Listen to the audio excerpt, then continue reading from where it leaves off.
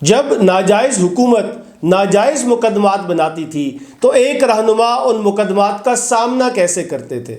جب ریاستی اہلکار انہیں گرفتار کرنے آتے تھے تو ان سے برتاؤ کیسا کرتے تھے؟ جب ناجائز حکومت ناجائز مقدمات میں انہیں سزا سناتی تھی تو قید کیسے کاٹتے تھے؟ نوک جھوک کی ویڈیو میں ایک سیاستدان کے 2 قصے آپ کو سناؤں گا۔ میں ہوں عمیر محمود۔ ابوالکلام آزاد انڈین نیشنل کانگریس نامی جماعت کے رہنما تھے۔ جس انگریز نے ہندوستان پر قبضہ کیا تھا، ہندوستان کو غلام بنایا تھا، ابوالکلام آزاد اس انگریز کے خلاف کھڑے تھے، اپنے ملک کو انگریز کی غلامی سے نکالنے کی جدوجہد کر رہے تھے، حقیقی آزادی کے لیے کوشش کر رہے تھے۔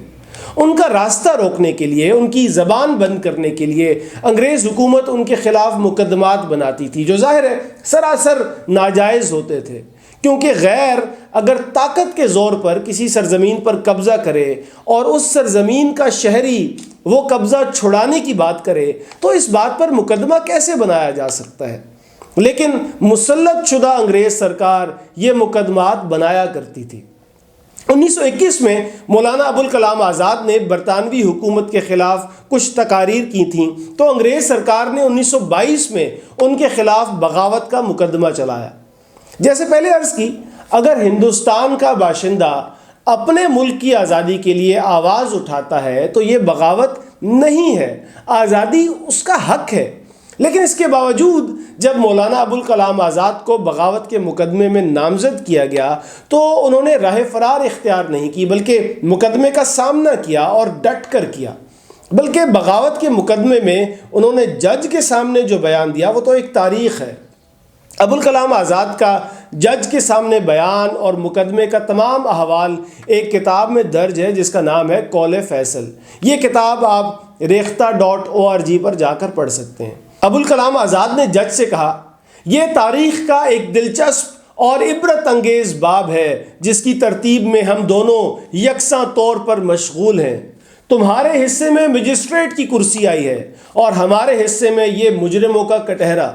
میں تسلیم کرتا ہوں کہ اس کام کی تکمیل کے لیے وہ کرسی بھی اتنی ہی ضروری ہے جس قدر یہ کٹہرا۔ آؤ اس یادگار اور افسانہ بننے والے کام کو جلد ختم کر دیں۔ مورخ ہمارے انتظار میں ہے اور مستقبل کب سے ہماری راہ تک رہا ہے۔ ہمیں جلد جلد یہاں آنے دو اور تم بھی جلد جلد فیصلہ لکھتے رہو۔ ابھی کچھ دنوں تک یہ کام جاری رہے گا یہاں تک کہ ایک دوسری عدالت کا دروازہ کھل جائے۔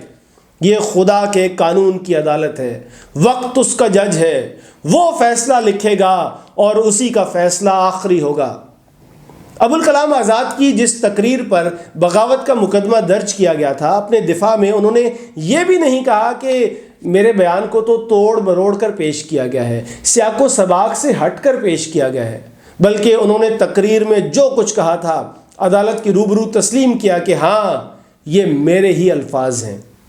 جب مجسٹریٹ نے مولانا کو 1 برس قید بامشقت کی سزا سنائی تو ان کا جواب تھا، یہ سزا تو اس سے بہت کم ہے جس کی مجھے توقع تھی۔ مولانا ابوالکلام آزاد ایک مقبول رہنما تھے۔ حکومت انہیں سزا سنانے کا فیصلہ تو کر چکی تھی لیکن سزا کے بعد پیدا ہونے والی بدامنی سے خوفزدہ بھی تھی۔ حکومت کو ڈر تھا کہ مزدور ہڑتال کر دیں گے جس سے تجارت اور مال کی درآمد برآمد متاثر ہوگی۔ طلباء کی ممکنہ ہڑتال سے بھی انگریز حکومت خوفزدہ تھی اور مولانا ابوالکلام آزاد کے خلاف فیصلے میں تاخیر کی جا رہی تھی۔ ابوالکلام آزاد چاہتے تو حکومت کے اس خوف سے بھی فائدہ اٹھاتے، سزا سے بچ جاتے، لیکن انہوں نے اخبارات میں ایک مضمون شائع کرایا۔ اس میں لکھا، یہ قطعی ہے کہ انہیں سزا دی جائے گی۔ لوگوں کو چاہیے کہ پورے نظم اور سکون سے وہ فیصلہ سننے کے لیے تیار رہیں۔ یہ نہایت افسوسناک غلطی ہوگی اگر ہمارے لیے ہڑتالیں کی گئیں یا ہمیں چھڑوانے کے لیے کسی ایک ہندوستانی نے بھی اپنا کام چھوڑا۔ ان کے اس بیان کے بعد لوگوں نے کسی بھی قسم کی ہنگامہ آرائی سے گریز کیا، جلسے جلوس اور ہڑتالیں نہ کیں، سرکاری املاک کو نقصان بھی نہ پہنچایا اور ابوالکلام آزاد نے ایک شان کے ساتھ بغاوت کے مقدمے میں سزا کا سامنا کیا۔ اب سنیے کہ جب ایک اور موقع پر انہوں نے انگریز حکومت سے ہندوستان چھوڑ کر جانے کا کہا اور انگریز حکومت نے ان کی گرفتاری کا فیصلہ کیا تو ابوالکلام آزاد کا رد عمل کیا تھا، انہوں نے گرفتاری کس طرح پیش کی، یہ سب احوال ان کی کتاب انڈیا ونس فریڈم میں درج ہے، اور آزادی ہند کے نام سے اس کتاب کا اردو ترجمہ بھی ہو چکا ہے۔ 1942 میں جب ابوالکلام آزاد کانگریس کے صدر تھے تو اس وقت کانگریس کے پلیٹ فارم سے ہندوستان چھوڑ دو تحریک شروع کی گئی۔ چند لفظوں میں بیان کیا جائے تو تحریک کا مقصد تھا انگریزوں کو ہندوستان چھوڑ دینے پر مجبور کر دیا جائے۔ جس روز ممبئی میں ہوئے کانگریس اجلاس میں اس تحریک کی قرارداد منظور کی گئی، اسی روز مولانا ابوالکلام آزاد تک یہ خبر پہنچ گئی کہ پولیس نے انہیں گرفتار کرنے کا ارادہ کر لیا ہے۔ ممبئی میں ابوالکلام آزاد بھولا بھائی دیسائی کے گھر ٹھہرتے تھے۔ بھولا بھائی ایک نامور وکیل تھے اور کانگریس کے رہنما تھے۔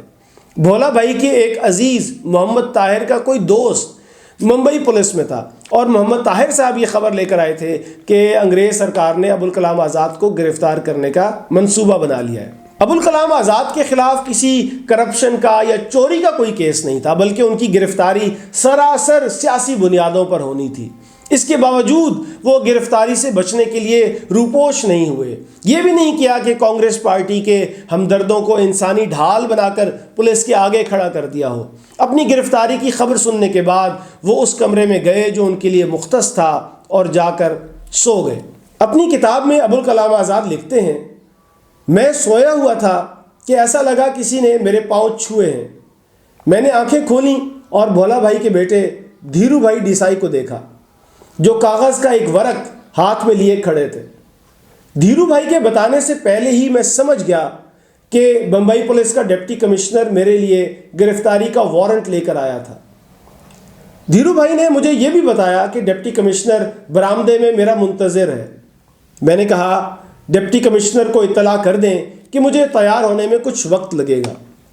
میں نے غسل کیا، اس کے بعد کپڑے بدلے، پھر میں برآمدے میں باہر آیا اور ڈپٹی کمشنر کو کہا کہ میں تیار ہوں۔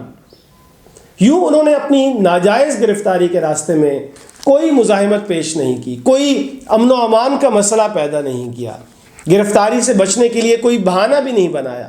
انہیں گرفتار کرنے کے لیے پولیس کی نفری بھی نہیں بلوانی پڑی، بلکہ صرف ایک ڈپٹی کمشنر آیا، انہیں گرفتاری کا وارنٹ دکھایا اور وہ اس کے ساتھ گاڑی میں بیٹھ کر جیل چلے گئے۔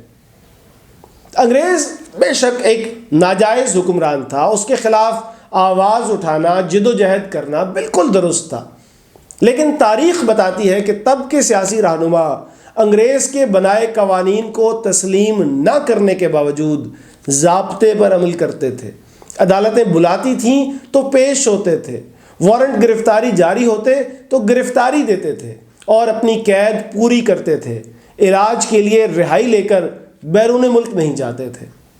لیکن شاید یہ بھی ایک حقیقت ہے کہ اس وقت انگریز اگر گرفتار کرتا تھا تو سلاخوں کے پیچھے شلواریں نہیں اتارتا تھا، برہنہ کر کے تصاویر اور ویڈیوز نہیں بناتا تھا۔